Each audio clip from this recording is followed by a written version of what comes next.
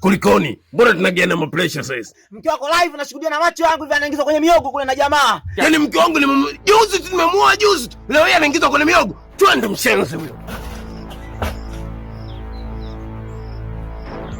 Yaani live kabisa, live ya naona kabisa. Natoka zangu hivi nafika zangu hapa, naona anaingia hivi na mke wako. Mke wako mimi namjua. Yule kabisa anaingia kwenye miogo. Nikaona hii hapana mpaka nifikie hadi kwako. Ndio maana nikakwenda nifika hapa. Huyu anasema tumuulie hapa. Leo kayatimba kabisa mimi nakwambia. Na leo kalichezea makalio yangu tena mchana kweupe, watu wakiniangalia kicheka.